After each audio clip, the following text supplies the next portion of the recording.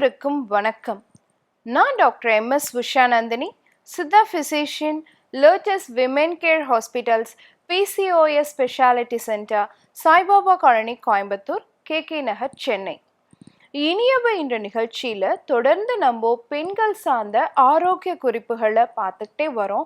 அந்த வகையில் இன்னைக்கு நம்ம சொல்லக்கூடியது, நிறைய பெண்களுக்கு இன்னைக்கு கல்லீரல் கொழுப்பு அப்படிங்கிறது, ஃபேட்டி லிவர் அப்படிங்கிறது கண்டிப்பாக இருக்கிறத நம்மளால பார்க்க முடியுது. குறிப்பாக உடற்பருமனோடு இருக்கக்கூடியவங்களுக்கு இந்த ஃபேட்டி லிவரை அவாய்டே பண்ண முடியல. ஸோ அப்போ இந்த கல்லீரல் கொழுப்பை குறைக்கக்கூடிய ஒரு 5 உணவுப் பொருள்களை பற்றி தான் இன்னைக்கு நிகழ்ச்சியில் நம்ம பார்க்க போகிறோம். ஸோ கல்லீரல் கொழுப்பு அப்படிங்கிறது நார்மலாக நம்ம கல்லீரல் மேலே படிஞ்சிருக்கக்கூடிய ஒரு கொழுப்பு படிவமாகத்தான் சொல்லப்படுது.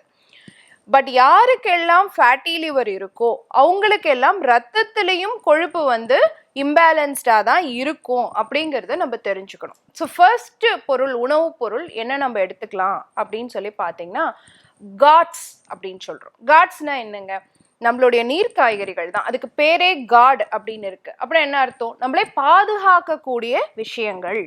அப்போ நம்ம உடல் உறுப்புகள்ல குறிப்பா கல்லீரலை பாதுகாக்கக்கூடிய காட்ஸ்ன்னு எடுத்துக்கிட்டோம்னா, பிட்டர் காட் அப்படின்னா பாவக்காய், ஸ்னேக் காட் அப்படின்னு சொன்னா புடலங்காய், ரிச் காட் அப்படின்னா பீர்க்கங்காய், பாட்டில் காட் அப்படின்னா சுரக்காய். ஸோ இது எல்லாமே காட்னு இருக்கிறது எல்லாமே நம்மளுடைய கல்லீரலை பாதுகாக்கக்கூடிய காய்கறிகளாக சொல்லப்படுது. இந்த காய்கறிகள்ல vitamin A, B, C, E, K, அது இல்லாம அயன், ஃபோலிக் அமிலம், மேங்கனீஸ், மெக்னீசியம் மாதிரியான சத்து பொருட்களும் இருக்கு.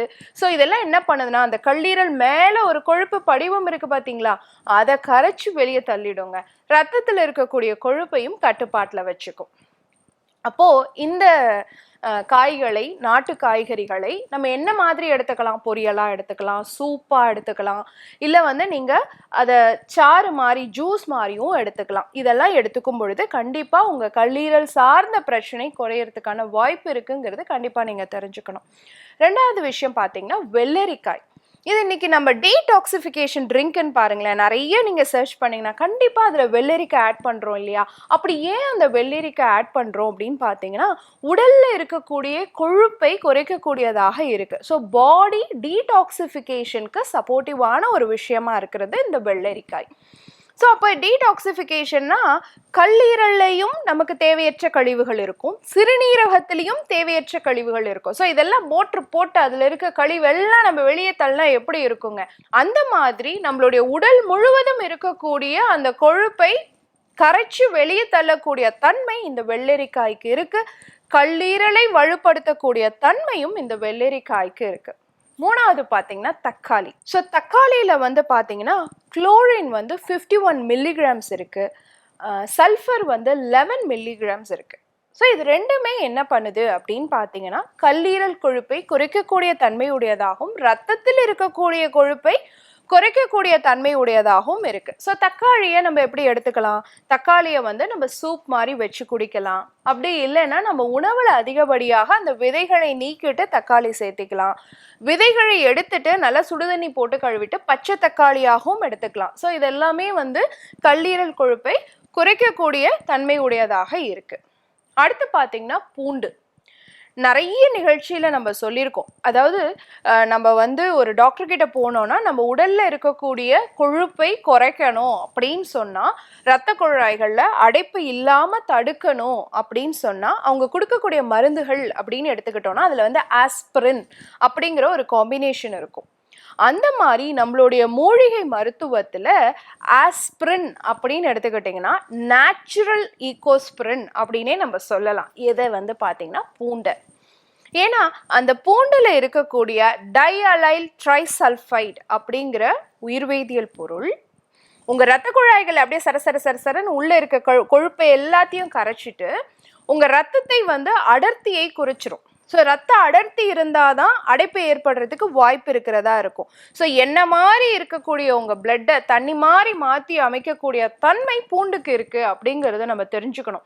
அதனால் ரத்தத்தில் இருக்கக்கூடிய கொழுப்பை குறைச்சி அதன் மூலமாக உங்களுடைய கல்லீரல் கொழுப்பையும் குறைக்கக்கூடிய தன்மை உடையதாக இருக்கிறது இந்த பூண்டு. ஸோ பூண்டு எண்ணெய் கிடைக்குது, அப்படி எடுத்துக்கலாம். அப்படி இல்லைன்னா பூண்டை வந்து நீங்கள் பாலில் போட்டு வேக வச்சு எடுத்துக்கலாம். அது முடியலை அப்படின்னு சொன்னால் நம்ம இட்லி பாத்திரத்தில் வேக வைக்கிற மாதிரி பூண்டை வேக வச்சுட்டு அதை வந்து நம்ம எதுக்குள்ளேயா ஸ்டஃபிங் மாதிரி வச்சு எடுத்துக்கலாம். ஸோ பூண்டை நீங்கள் டெய்லி உணவில் சேர்த்துக்கிட்டு வந்தாலே இருதயம் சார்ந்த பிரச்சனைகள், மூளை இரத்த நாளங்களில் ஏற்படக்கூடிய பிரச்சனைகள் மட்டும் தீர்வாக அமையறதில்ல, உங்கள் கல்லீரல் கொழுப்பும் சரியாகிறதோட சேர்த்து ஹார்மோன் சார்ந்த பிரச்சனைகளும் சீராகிறதுக்கான வாய்ப்பு இருக்குது அப்படிங்கிறத நம்ம தெரிஞ்சுக்கணும். அடுத்து பார்த்தீங்கன்னா கிரீன் டீ. நார்மலாக இன்னைக்கு எல்லாருமே கிரீன் டீ குடிக்கலாம், நல்லது அப்படின்னு நம்ம தெரிஞ்சிருக்கோம்.